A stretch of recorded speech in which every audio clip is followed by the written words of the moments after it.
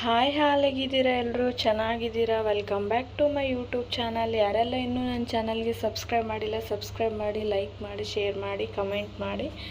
ಬೆಳಗ್ಗೆನೇ ಎದ್ಬಿಟ್ಟು ತಿಂಡಿಗೆಲ್ಲ ರೆಡಿ ಮಾಡ್ಕೊಂಡಿದ್ದೀನಿ ನೋಡಿ. ಕೆಲಸ ಎಲ್ಲ ಆಲ್ಮೋಸ್ಟ್ ಎಲ್ಲ ಆಗೋಗಿದೆ. ಅಡುಗೆ ಮನೆ ಕೆಲಸ ಎಲ್ಲ ಆಗೋಗಿದೆ. ಇನ್ನು ಬಾಕಿ ಪೂಜೆ ಮಾಡಬೇಕು. ಪೂಜೆ ಎಲ್ಲ ಮಾಡಿದ ತಕ್ಷಣವೇ ನಾನಿವತ್ತು ವಾರ್ಡ್ರೋಬ್ ಕ್ಲೀನ್ ಮಾಡ್ಕೊಳ್ಳೋಣ ಅಂದ್ಕೊಂಡಿದ್ದೀನಿ. ಅದಕ್ಕಾಗಿ ಬೇಗನೆ ಕೆಲಸ ಎಲ್ಲ ಮುಗಿಸ್ಕೊಳ್ಳೋಣ ಅಂತ ಮುಗಿಸ್ಕೊತಿದ್ದೀನಿ ನೋಡಿ. ಪೂಜೆ ಕೂಡ ಸ್ವಲ್ಪ ಲೇಟೇ ಆಯಿತು ಮಾಡೋದಕ್ಕೆ, ಯಾಕಂದರೆ ನಿನ್ನೆ ಹುಣ್ಣಿಮೆ ಇರೋದ್ರಿಂದ ಎಲ್ಲ ಪೂಜೆ ಮಾಡಿದ್ದೆಲ್ಲನೂ ಇಳಿಸಿಬಿಟ್ಟು ಪೂಜೆ ಮಾಡಬೇಕಂದ್ರೆ ತುಂಬಾ ಲೇಟ್ ಆಯಿತು.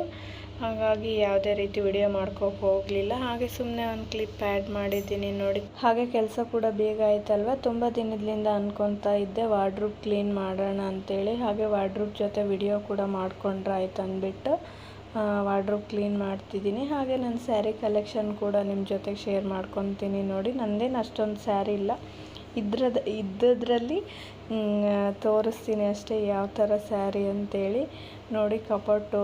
ಕಬೋರ್ಡ್ ಓಪನ್ ಮಾಡಿದ ತಕ್ಷಣ ನನಗೆ ಒಂದೇ ಒಂದು ಪಟ್ನ ಫ್ಲ್ಯಾಶ್ ಆಗಿದ್ದೇನಪ್ಪ ಅಂದರೆ, ಇಷ್ಟೊಂದೆಲ್ಲ ಕ್ಲೀನ್ ಮಾಡಬೇಕಾ, ಇದು ಬೇಕಾ ನಿನಗೆ ತಡ್ಕೊಳ್ಳೋದು, ನೋಡು ತಡ್ಕೋಬೇಡ ಅನ್ನಿಸ್ತಾ ಇತ್ತು ಒಂದ್ಸಲಿ. ಪರವಾಗಿಲ್ಲ ಮಾಡೋಣ, ಇಲ್ಲಾಂದರೆ ಯಾವಾಗಾದರೂ ಒಂದಿನ ಮಾಡಲೇಬೇಕಲ್ವಾ, ಮಾಡಿಬಿಡೋಣ ಅಂತೇಳಿ ಮಾಡ್ತಿದ್ದೀನಿ ನೋಡಿ. ಫೈನಲಾಗಿ ಎಲ್ಲನೂ ಕಿತ್ತಾಕ್ತಾ ಇದ್ದೆ. ಕಿತ್ತಾಕಷ್ಟಿಗೆ ನನಗೆ ಫುಲ್ ಸುಸ್ತಾಗೋಗ್ಬಿಡ್ತು. ಏನಪ್ಪ ಇವಳು ಕಿತ್ತಾಕಷ್ಟಿಗೆ ಸುಸ್ತಾಗೋಯ್ತು ಅಂದ್ಕೊಂಡ್ರೆ ನಿಜ ಕಿತ್ತಾಕಷ್ಟಿಗೆ ಸುಸ್ತಾಗೋಗ್ಬಿಡ್ತು. ಇನ್ನೇನು ಮಡ್ಚಿಡ್ತೀನಪ್ಪ ನಾನು ಅಂದ್ಕೊಂಡೆ. ಇನ್ನೊಂದು ಏನಂದರೆ,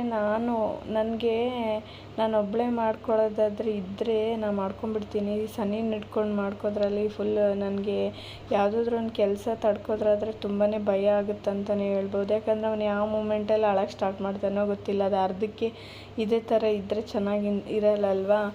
ಹಾಗಾಗಿ ಒಂಥರ ಭಯ ಆಗೋಕ್ಕೆ ಸ್ಟಾರ್ಟ್ ಆಗುತ್ತೆ ನೋಡಿ. ರಾಶಿಗಟ್ಟಲೆ ಮಂಚದ ಮೇಲೆ ಬಟ್ಟೆ ಬಿದ್ದಿದ್ದಾವೆ. ಒಬ್ಬಳೇ ಮಡಚ್ಬೇಕಂದ್ರೆ ಯೋಚನೆ ಮಾಡಿ ಹೆಂಗಾಗಿರ್ಬೇಡ ಅಂತಂದ್ರೂ ಧೈರ್ಯ ಮಾಡ್ಕೊಂಡು ಫೈನಲಾಗಿ ಮಡ್ಚೋಣ, ಕ್ಲೀನ್ ಮಾಡೋಣ, ವಿಡಿಯೋ ಮಾಡಲೇಬೇಕು ಅಂತೇಳಿ ಮಾಡ್ತಿದ್ದೀನಿ ನೋಡಿ.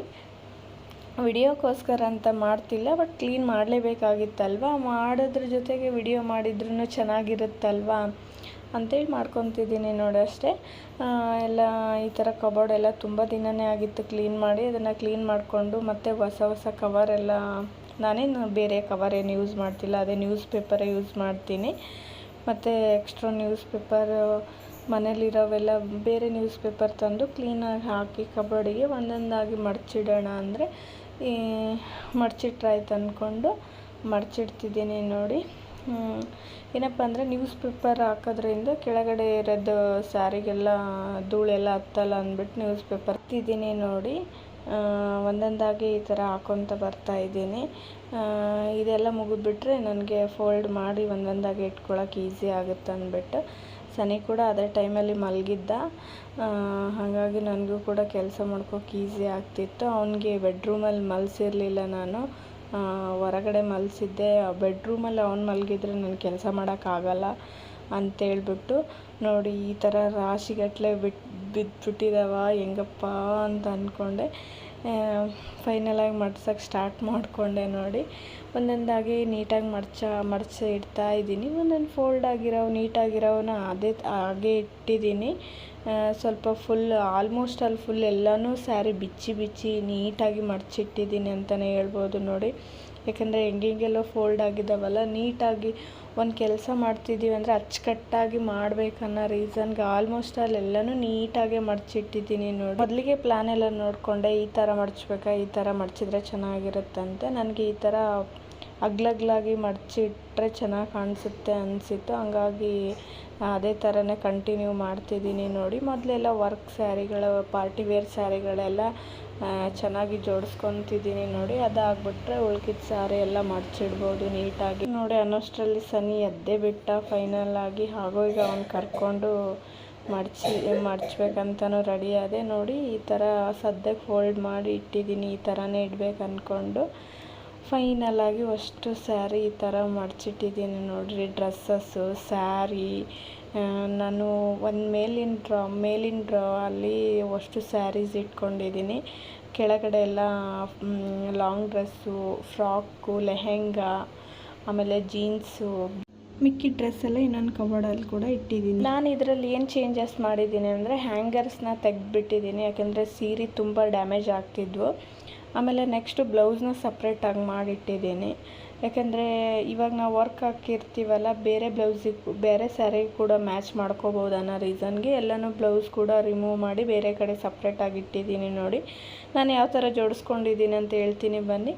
ಈ ಕಡೆ ಎಲ್ಲ ಸ್ಮೂತ್ ಸಿಲ್ಕ್ ಸ್ಯಾರೀಸ್ಗಳನ್ನು ನಾನು ಈ ಥರ ಜೋಡಿಸ್ಕೊಂಡಿದ್ದೀನಿ. ನೋಡಿ ನನ್ನ ಹತ್ರ ಜಾಸ್ತಿ ಸ್ಯಾರಿ ಇಲ್ಲ, ಇರೋದ್ರಲ್ಲಿ ನೀಟಾಗಿ ಇಟ್ಕೊಂಡಿದ್ದೀನಿ. ನೋಡಿ ಈ ಕಡೆ ಕಾಟನ್ ಸೀರೆಗಳನ್ನು ಇಟ್ಕೊಂಡಿದ್ದೀನಿ. ಮತ್ತು ಮೇಲ್ಗಡೆ ಏನು 2 ತೋರಿಸ್ತಿದ್ದೀನಲ್ಲ ಅವು ತುಂಬ ಕಾಸ್ಟ್ಲಿ ಸ್ಯಾರಿ, ನನ್ನ ಮದುವೆ ಸ್ಯಾರೀಸ್. ಅವನ್ನ ಡ್ಯಾಮೇಜ್ ಆಗಬಾರ್ದು ಅಂತ ಈ ಥರ ಕವರಲ್ಲಿ ಇಟ್ಕೊಂಡಿದ್ದೀನಿ. ಇನ್ನು ಈ ಕಡೆ ಎಲ್ಲ ಪಾರ್ಟಿವೇರ್ ಸ್ಯಾರಿಗಳು ಇಟ್ಕೊಂಡಿದ್ದೀನಿ. ಈ ಥರ ಅಷ್ಟು ಸ್ಯಾರಿನ ನೀಟಾಗಿ ಜೋಡಿಸ್ಕೊಂಡಿದ್ದೀನಿ. ನೋಡಿ ಇನ್ನು ಕೆಳಗಡೆ ಬಂದರೆ ಒಂದು ಲೇಯರಲ್ಲಿ ಜೀನ್ಸನ್ನ ಜೋಡಿಸ್ಕೊಂಡಿದ್ದೀನಿ ಈ ಕಡೆ ಅಂತಲೇ ಹೇಳ್ಬೋದು.